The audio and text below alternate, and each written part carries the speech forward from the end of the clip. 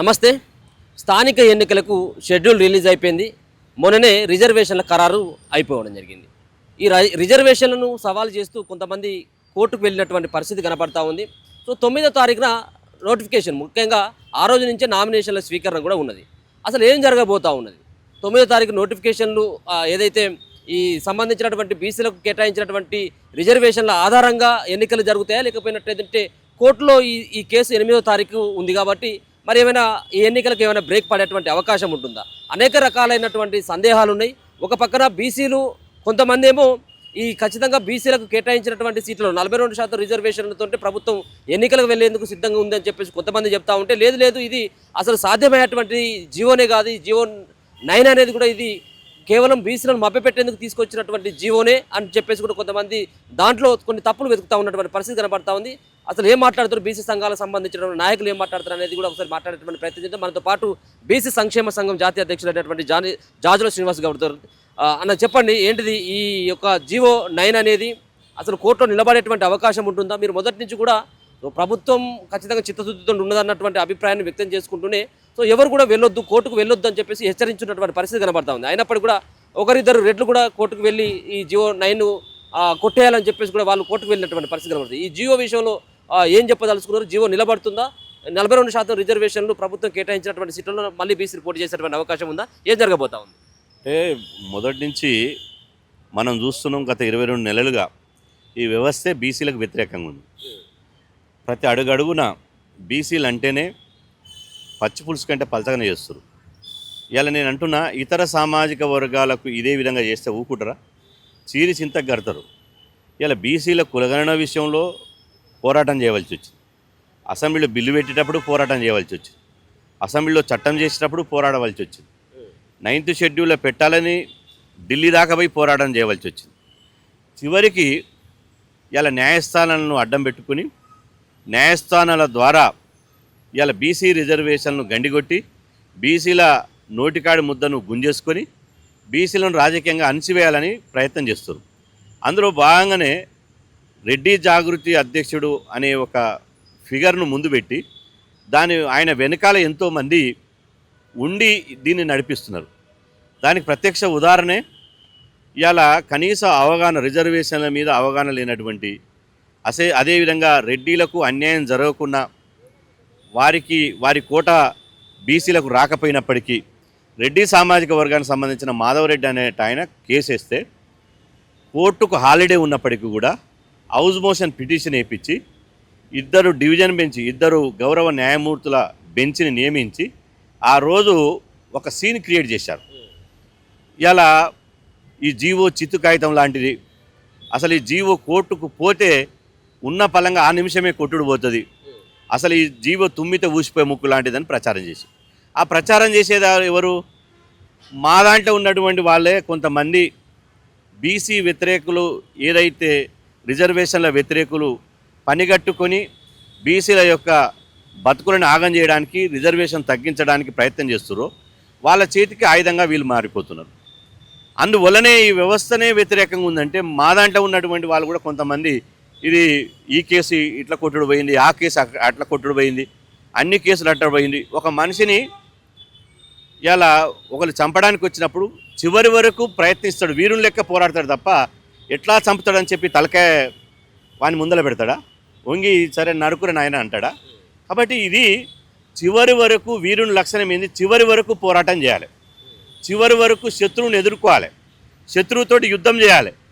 First మనం ఓడిపోతామని మనమే నిర్ణయించుకొని ఆ ఓడిపోవడానికి కారణాలే మన అవతల చేతిలో చెట్టు మీద కూర్చొని కొమ్మని నరుక్కున్నట్టు మనమే చేస్తే ఎట్లా? ఒక పక్కన సరే కొంతమంది బీసీలలో ఉన్నటువంటి నాయకులు సైతం కూడా కొన్ని లేనిపోని అభండాలు ఇది కాదు అని చెప్పి చెప్తా ఉన్నారు. సో వాళ్ళందరూ కూడా కేవలం నాయకులు మాత్రమే, పొలిటీషియన్సే కాదు, ఐఏఎస్ సంబంధించినటువంటి ఐపీఎస్ అధికారులతో పాటు చీఫ్ జస్టిస్లు కూడా పనిచేసినటువంటి వ్యక్తులు చెప్తా ఉన్నటువంటి మాట. అంటే అన్ని మిగతా ఉన్నటువంటి కొన్ని కేసులను ఉదాహరణ తీసుకొని ఇవన్నీ కూడా కేసులు కొట్టుడిపోయినాయి కాబట్టి అయితే కావచ్చు అన్నటువంటి అభిప్రాయాన్ని వ్యక్తం చేస్తూ ఉన్నారు. సో దాన్ని తప్పేంటి అని చెప్పేసి వాళ్ళు అడుగుతూ ఉన్నటువంటి. ఇప్పుడు వాళ్ళు చెప్పిన దాన్ని నేను డిఫర్ చేస్తలేను, వాళ్ళు మేధావులే. కానీ ఇది ఎవరు చేయాలి? ఇక్కడ మేధావులకు కొరబడిన లోపం ఎక్కడుందంటే చేయాల్సిన వాళ్ళు ఎవరో వాళ్ళని ఐడెంటిఫై చేయకుండా చేసిన వాడిని టార్గెట్ చేసి వాళ్ళు మళ్ళీ ఎవరు కూడా భవిష్యత్తులో బీసీలకు ఏది చేయకుండా చేయడంగా వాళ్ళు ఎవరైతే బీసీల విషయంలో కొద్దిగా ఒక అడుగు ముందుకే చేస్తున్నారో కాళ్ళల్లో కట్టేసినట్టు చేస్తే ఏం లాభం అని నేను అడుగుతున్నా. ఇవాళ వాస్తవమే జీవో కొట్టుడు పోతుంది, మా మేధావులే అంటున్నారు, మా జడ్జీలే అంటున్నారు, రిటైర్డ్ జడ్జీలు జీవో కొట్టుడు పోతుంది. మరి ఏం చేయాలి? మీరే కదా యాక్ట్ చేసి గవర్నమెంట్కు రేవంత్ రెడ్డి గారికి ఇచ్చింది. అదే యాక్టు అసెంబ్లీలో బిల్లు పెట్టారు కదా, ఆ బిల్లు పోయి 6 నెలలు అవుతుంది కదా అది రాష్ట్రపతి గారి దగ్గర పంపి. మరి ఆ బిల్లు ఎందుకు ఆమోదం ఉందో తెలియదు. ఎవరైతే మా జడ్జి గారు చేసినటువంటి యాక్టును రాష్ట్ర ప్రభుత్వం యాజ్ ఇట్ ఈజ్గా కొద్దిగా మార్పులు చేర్పులు చేసి అసెంబ్లీలో యాక్ట్ చేసి పంపించింది, బిల్లు చేసి సభ మొత్తం ఏకగ్రీవంగా చేసి పంపించింది. మరి ఢిల్లీకి పోయి 6 నెలలకు పైగా అయింది కదా, ఢిల్లీకి వెళ్ళి ఏమన్నా వస్తుందని ఏమైనా ఆశ ఉందా అంటే అది లేదు కదా. బీజేపీకి సంబంధించినటువంటి పెద్దలే ఢిల్లీలో ప్రెస్ మీట్ పెట్టి మేము 9th షెడ్యూల్ పెట్టమని చెప్పారు కదా. పెట్టమని చెప్పినప్పుడు ఉన్న మార్గం ఏందిగా, ఉన్న ఆప్షన్ ఏంది? గతంలో కేసీఆర్ ఏదైతే ఇలా సెక్షన్ 285A ప్రకారం సామాజిక రిజర్వేషన్ 50% దాటొద్దని చెప్పి చట్టం చేసిండో ఆ చట్టాన్ని సవరించి బీసీ రిజర్వేషన్లు పెంచుకునే అధికారం ఒకటే ఉంది. దానికి కూడా రాష్ట్ర ప్రభుత్వం అసెంబ్లీలో చట్టం చేసి గవర్నర్ గారికి పంపించింది కదా. గవర్నర్ గారికి పంపించి కూడా నెల రోజులు కావస్తుంది కదా. మరి గవర్నర్ గారు అక్కడ హోల్డ్లో పెట్టి అబెన్స్లో పెట్టుకొని ఆ యాక్టుకు అసెంబ్లీలో BJP, Congress, MIM, CPI, TRS అన్ని పార్టీలు ఏకపక్షంగా ఆ బిల్లుకు చట్టానికి మద్దతు తెలిపి పంపారు కదా. మరి దానికి గవర్నర్ ఆమోదం తెలుపుతలేరు. మరి ఇదే మేధావులు గవర్నర్ ఎందుకు కలుస్తలేరు? రాష్ట్రపతిని ఎందుకు కలుస్తలేరు? మీరు కలవకపోవడం మీకు వీలు కాకపోతే, మీకు సమయం లేకపోతే మేధావులంతా కలిసి రాష్ట్రపతికి ఒక లేఖ ఎందుకు రాస్తలేరు? ప్రధానమంత్రికి ఎందుకు లేఖ రాస్తలేరు? గవర్నర్కు ఎందుకు లేఖ రాస్తలేరు? మేధావులుగా అది రాయరు. కానీ ఇవాళ రాష్ట్ర ప్రభుత్వం చేతుల లేదు అనే విషయం తెలుసు వాళ్ళకు, వాళ్ళ మాటలలోనే తెలిసిపోతుంది. ఇది ఎవరు 9th షెడ్యూల్లో పెట్టాలి, 9th షెడ్యూల్లో పెట్టాలంటున్నారు. 9th షెడ్యూల్లో ఎవరు పెట్టాలి? రాష్ట్ర ప్రభుత్వం చేతులు లేదు, కేంద్ర ప్రభుత్వం పెట్టాలి. మరి కేంద్ర ప్రభుత్వం మీద మీ యొక్క కార్యాచరణ ఏంది? ఇన్ని రోజులు ఎందుకు నోరు మూసుకొని కూర్చుంటున్నారు? అన్యాయం జరుగుతున్నా ఎందుకు పెదవి ఇప్పుతలేరు? అంటే ఇక్కడ స్పష్టంగా ఇప్పుడున్న దాంట్లో బెస్ట్ ఆప్షన్ ఏదో మేము చూస్తున్నాం.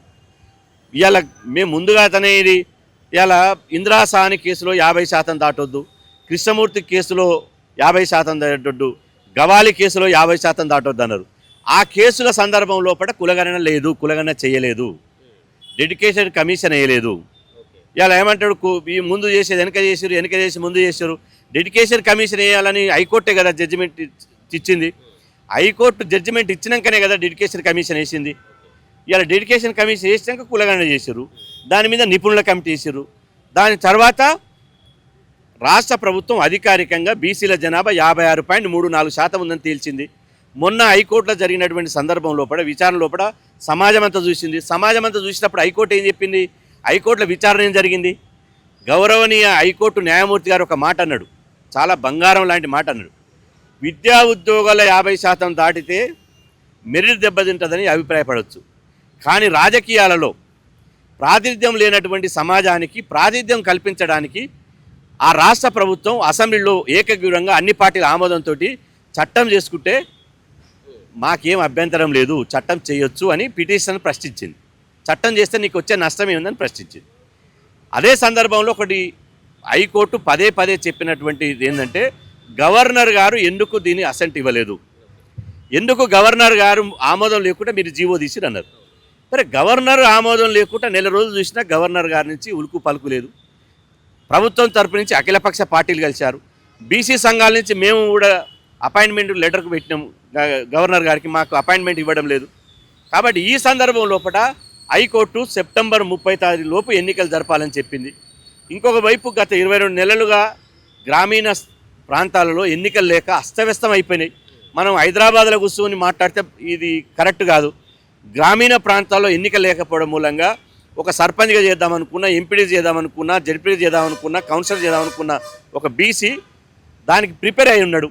ప్రిపేర్ అయి ఉంటే ఇదిగో ఎన్నికలు, అదిగో ఎన్నికలు, ఇదిగో ఎన్నికలు, ఇవాళ గ్రామీణ ప్రాంతాలు ఉన్నటువంటి ఇవాళ ఎవరైతే యాస్పిరెంట్స్ ఉన్నారో, లోకల్ బాడీ ఎన్నికల్లో పోటీ చేద్దామన్నటువంటి యాస్పిరెంట్స్ ఉన్నారో వాళ్ళే మాకు ఫోన్లు, వందల ఫోన్లు చేసి చెప్తున్నారు, అన్న ఏదైతే గదవుతుంది, మనం కొట్లాడదాం, చివరి వరకు కొట్లాడండి, వీరుని లెక్క చివరి వరకు కొట్లాడండి, కానీ ఏదైతే అది అయింది అది ఎన్నికలలో తెలుసుకుందామన్నారు. ఈ జీవోది ఏ పట్టుకనే కదా రెడ్డిలు ఇలా అడ్డుకుంటారనేది తెలిసిపోయింది. మీరు ఇలా నిలదీయాల్సింది, అడగాల్సింది, కడగాల్సింది ఎవరిని అడగాలి? బీసీ రిజర్వేషన్లకు అడ్డుపడుతున్నటువంటి రెడ్డి సామాజిక వర్గానికి సంబంధించిన రెడ్డి జాగృతిని ఒక మాట అన్నారు. రెడ్డి జాగృతిని వ్యతిరేకించరు. రెడ్డిలు ఈ రిజర్వేషన్లు వ్యతిరేకించేటువంటి రెడ్డిలు మీకు అల్లం బెల్లం కావాలి. అదేవిధంగా ఈ రిజర్వేషన్ల కోసం పాటుపడుతున్నటువంటి పిసిసి అధ్యక్షుడు మహేష్ కుమార్ గౌడ్ గారు, అదేవిధంగా బీసీ మంత్రులు పొన్నం ప్రభాకర్ గారు, అదేవిధంగా కొండ సురేఖ గారు, శ్రీహరి ముదిరాజు గారు, వీళ్ళు బీసీల కోసం పాటుపడుతున్నారు కదా, వాళ్ళ కాళ్ళల్లో కట్టేస్తే నష్టం ఏముంది, వాళ్ళు కూడా బీసీ బిడ్డలే కదా. కాబట్టి ఇక్కడ స్పష్టంగా కులగణన చేస్తే ఇంటింటికి బీసీ వాదం పోయిందా లేదా? గతంలో బీఆర్ఎస్ ప్రభుత్వం కంటే ఇప్పటికీ కులగణన చేయడం వల్ల బీసీ అనే పదం పట్టణ ప్రాంతం నుంచి గ్రామీణ ప్రాంతం పోయింది. ఆ తర్వాత కులగణన చేయడం మూలంగా బీసీల జనాభా ఎంతో తేలిపోయింది. అదేవిధంగా కులగణన చేయడం మూలంగా ఇప్పుడు ఈరోజు ఒకవేళ దురదృష్టవశాత్తు మా మేధావులు చెప్పినట్టు ఆ పిటిషన్ కొట్టేసిందే అనుకుందాం, కానీ ఇది దీర్ఘకాలిక పోరాటం చేస్తాం కదా, విద్యా ఉద్యోగాల్లో రిజర్వేషన్లు కావాలి కదా. ఒకవేళ కనుక ఆ జీవోను కొట్టేసిన తర్వాత ఇప్పుడున్నటువంటి ప్రభుత్వం కాంగ్రెస్ పార్టీ 42% రిజర్వేషన్లతో వెళ్తే మీరు స్వాగతిస్తారా? ఇప్పుడు చివరి వరకు ఆ జీవోను రక్షించుకోవడం కోసమే మేము కొట్లాడతాం. ఇవాళ రాష్ట్ర ప్రభుత్వాన్ని మేము రేపు డిమాండ్ చేస్తాం. ఎట్లయితే గ్రూప్ 1 కేసులో మీరు ఇవాళ ఎంతో ఖర్చు పెట్టి ఢిల్లీకి వెళ్ళి న్యాయవాదులను తీసుకొచ్చి కొట్లాట చేశారు, హైకోర్టులో మీ ఆర్గ్యుమెంట్ వినిపించారు. ఈ రిజర్వేషన్ల అంశంలో కూడా దేశంలో ఎంతమంది ప్రముఖ న్యాయవాదులు ఉన్నారో 8వ తారీఖు నాడు అంత ప్రముఖ న్యాయవాదులని గవర్నమెంట్ ఎంగేజ్ చేసుకుని చివరి క్షణం వరకు కొట్లాడాలి. 8వ తారీఖు ఏమవుతుందని చెప్పేసి మీరు భావిస్తూ ఉన్నారు, ఏమని ఊహిస్తూ ఉన్నారు? అంటే 9వ తారీఖు నుంచి మళ్ళీ నామినేషన్ల స్వీకరణ అంతా ఉంటుంది కదా, సో ఏ విధంగా ఉండబోతుంది 8వ తారీఖు? మేము గౌరవ న్యాయస్థానం మీద బీసీలకు నమ్మకం ఉంది. ఎందుకు అంటే మొన్న స్టే వస్తుందని చెప్పి చాలామంది పడకెళ్ళగలిగినారు. ఇట్లా కోర్టు పోతే కొట్టేస్తుంది అన్నారు, కొట్టేసుడు పక్కన పెట్టు, కనీసం స్టే అని ఇస్తుంది అన్నారు. స్టే ఇచ్చిందా? ఎన్నికలకు పోతుంది అని చెప్పి అడాబిడిగా చేసి హౌస్ మోషన్ పిటిషన్ ఇచ్చిన కనీసం స్టే ఇవ్వలే కదా. అదేవిధంగా ఆ డివిజన్ బెంచ్కి సంబంధించిన న్యాయవాదులు బీసీల విషయంలో జనాభా 56% ఉన్నప్పుడు 42% రిజర్వేషన్లు ఇస్తే మీ రెడ్డి సామాజిక వర్గానికి ఉన్న నష్టం ఏందని అడిగారు కదా. అక్కడ తప్పు పట్టింది గవర్నర్ గారు సంతకం లేకుండా జీవో ఎందుకు ఇచ్చారని అడుగుతున్నారు.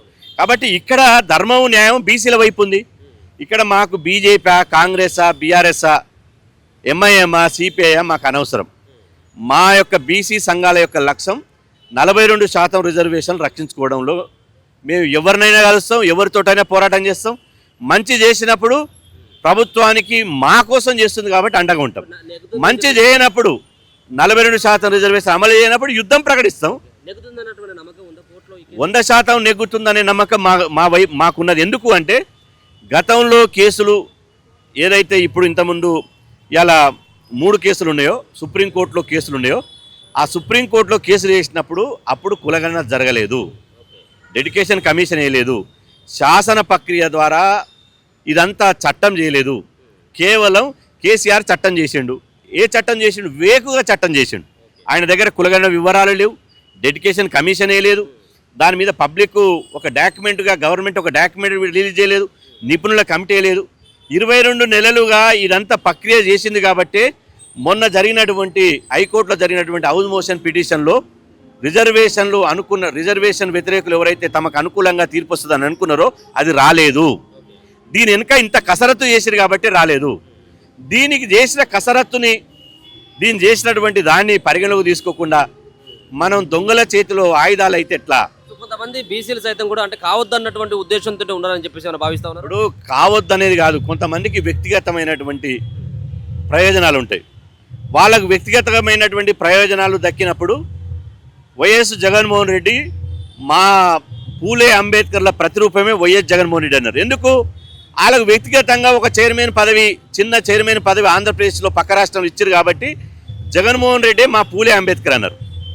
ఇవాళ వ్యక్తిగతమైన పదవులు ఇక్కడ ప్రభుత్వం ఇస్తలేదు కాబట్టి ఇవాళ బీసీ ప్రయోజనాలను పక్కన పెట్టి దాని దాని పాన దాన్ని ఎక్కడైనా గలవని గంగల గలవని ఎక్కడైనా గలవని నాకు పదవి ఇవ్వలేదు కదా, నాకు పదవి ఇవ్వలేదు కాబట్టి నేను నా యొక్క స్టేటస్ను నా యొక్క గతం యొక్క కార్డును ఉపయోగించి నేను ఏది చెప్పినా సమాజం నమ్ముతుందని స్థితిలో ఉన్నారు. ఇవాళ 100% వాళ్ళు కలలు కన్నటువంటి నడవదు. ఎందుకంటే 100% మీరు చూడబోతున్నారు. ఏదైతే అది హైకోర్టు తీర్పు ఎట్లనన్నా ఉండని ఏమని ఉండని మీరు ఛాలెంజ్ చేస్తున్న 42% బీసీ బిడ్డలు పోటీ చేస్తారు. మా దాంట్లో కొంతమంది బీసీలు 50% గతంలో 52% వచ్చారు. 52% నుంచి 42% జీవో ఇచ్చిందంటే ఇది తగ్గింపే. ఎంత వేకుగా మాట్లాడితే ఎట్లా? ఇప్పుడు మీరు రాజకీయ ప్రయోజనాల కోసం కొట్లాడండి, కానీ జాతికి ప్రయోజనాలు జరిగే విషయంలో రాజకీయాలు చేయొద్దు. వాస్తవంగా ఆత్మసాక్షిగా మాట్లాడాలి. గతంలో టీఆర్ఎస్ ప్రభుత్వం ఎంపీడీసీ జడ్పీడీసీలో 23% ఇచ్చింది, సర్పంచ్లో 18% ఇచ్చింది. 23% 18% ఇస్తేనే 52% వచ్చింది. ఇప్పుడు 42% ఇస్తే రేపు 70% పోతుంది. ఇది బయట చెప్పుకోలేము. ఇప్పుడు నేను చెప్పింది అనుకో, రేపు నా వాయిస్ని కోర్టులో తర్జుమా చేసి ఇగో పలానా బీసీ సంఘాలే 70% వస్తున్నాయని చెప్తారు. అంటే నేను అందుకనే చెప్తున్నా, శత్రువు చేతిలో ఎందుకు ఆయుధాలు పెడుతున్నారు? మన మెడ నరికేటువంటి శత్రువుకు ఆయుధాలు లేకపోతే మా వాళ్ళే ఆయుధాలు ఇస్తారు. ఇగో ఈ ఆయుధం ఇస్తున్నా, మా మెడ కోసేసాయి, కత్తిలో పెట్టి నువ్వు నిలువున పొడిచేసాయి అని చెప్తున్నారు. కాబట్టి రిజర్వేషన్ ద్వారా పోటీ చేస్తారు, జనరల్ సీట్లు కూడా పోటీ చేస్తారు. ఆ విషయం కనీసం తెలియకపోతే ఎట్లా? వేరే విషయంలో రేవంత్ రెడ్డిని విమర్శించండి, మాకేం అభ్యంతరం లేదు. నేను కాంగ్రెస్ పార్టీ ప్రతినిధులు కాదు, వాళ్ళ మెంబర్షిప్ లేదు. కానీ బీసీల విషయంకి వచ్చే వరకల్లా ఇవాళ రేవంత్ రెడ్డి ప్రభుత్వం ఉన్నా, రేపు బీజేపీ ప్రభుత్వం ఉన్నా, ఎల్లుండి బీఆర్ఎస్ ప్రభుత్వం ఉన్నా, ఆవులెల్లుండి బీసీ రాజ్యం వచ్చినా బీసీలకు నిజంగా రాజకీయ ప్రయోజనాలు ఎట్లయితే దక్కుతాయో అట్లనే ఆలోచిస్తాం తప్ప రాజకీయ ప్రయోజనాల కోసం, వ్యక్తిగత ప్రయోజనాల కోసం, పదవుల కోసం పెదవులు మూసుకునేటువంటి పరిస్థితి మాది ఉండదు. బరాబర్ ఇలా బీజేపీ రాష్ట్ర అధ్యక్షుడు రామచంద్రరావు గారిని కలిసినాం. ఎందుకు కలిసినాం?